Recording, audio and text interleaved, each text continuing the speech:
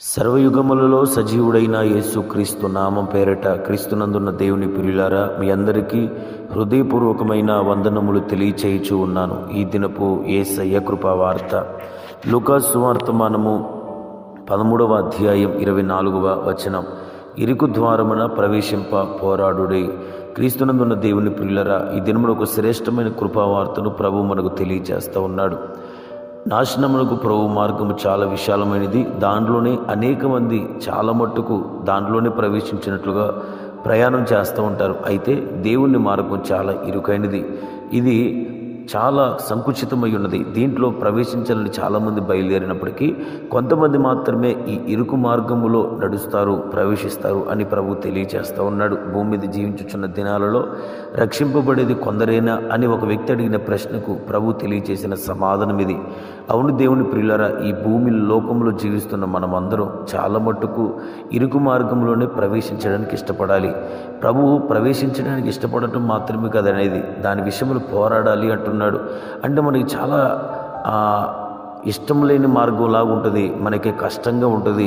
ఆర్థికంగా ఇబ్బందులు, అనారోగ్య పరిస్థితులు, హేళన, అవమానం, హింసలు, ఇరుకులు, ఇక్కట్లు, లేమి, కొదువ, కొరత అయినా కానీ ఈ క్రీస్తు యేసు అనే ఇరుకు మార్గంలో మనం ప్రవేశించినట్లుగా ప్రయాసపడి పోరాడిన యెడల మనకు చాలా ఆశీర్వాదాలు ఉన్నాయి.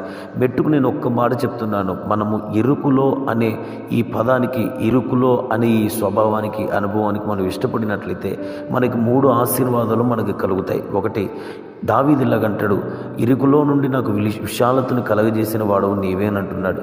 దావీదు అంత గొప్ప రాజు అవటానికి, అంత గొప్ప ఇశ్రాయేలు సామ్రాజ్యానికి ఒక మహారాజుగా అవటానికి, తన వంశం అంతగా దీవించబడటానికి కారణం ఏంటంటే ఒకేసారి అతను విశాలతలోనికి రాలేదు, కానీ అతడు ప్రారంభంలో ఇరుకులో ఉండడానికి ఇష్టపడ్డాడు. ఈ మాట మీరు మనసులో నాటుకోండి.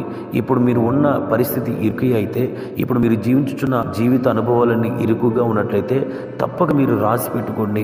రాబోయే కాలంలో మిమ్మల్ని దేవుడు విశాల స్థలంలోనికి తీసుకుని వస్తాడు. మనం ఇరుకులో ఉండటకు ఎప్పుడైతే ఇష్టపడతామో అప్పుడు నిశ్చయంగా ప్రభు మనల్ని ఆయన విశాలతలోనికి తీసుకుని వస్తాడు. ఒకవేళ మనంతటా మనం విశాలతలోనికి రావాలనుకుంటే కనుక అది పొరపాటున మనకి చాలా నష్టాన్ని తెస్తుంది అని చెప్పుటకు సందేహం ఏమీ కూడా లేదు. రెండవ మాట, ఇరుకులో మనం ఉండి దేవుని సన్నిధిలో మొరపెడితే ప్రభు విశాల స్థలంలోనే ప్రత్యుత్తరం ఇస్తాను అంటున్నాడు.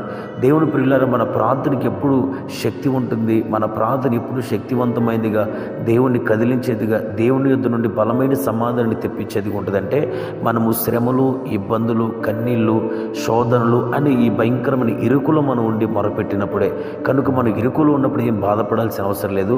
మనం ఇరుకులో ఉన్నప్పుడు మొరపెడుతుంటే దేవుడు త్వరగా ప్రత్యుత్తరం ఇస్తాడు. అంత మాత్రమే కాదు, మూడవదిగా మనం ఇరుకు ద్వారమున ప్రవేశించుటకు పోరాడిన వాడు తప్పక జీవమును సంపాదించుకుంటాడు. ఈ మార్గము జీవమునకు తీసుకుని పోవును అని అంటున్నాడు. చాలామంది నశించిపోతారు, విశాల మార్గంలోనికి వెళ్ళి నిత్య నరకాగ్నికి వెళ్ళిపోతారు. కానీ ఇరుకులో ఉండి దానికి ఇష్టపడిన వారు నిశ్చయముగా నిత్య జీవము అనే ప్రాంతానికి, నిత్య జీవము కలగచేయు మన మహాదేవుని యొద్దకు వెళ్తారు. చూడండి, దీనికి ఒక ఉదాహరణ చెప్తాను. భూమి మీద ధనవంతుడు ఉన్నాడు, లాజరు ఉన్నాడు. లాజరు భూమి మీద జీవించినంతకాలం బహు కష్టాలు పడ్డాడంట.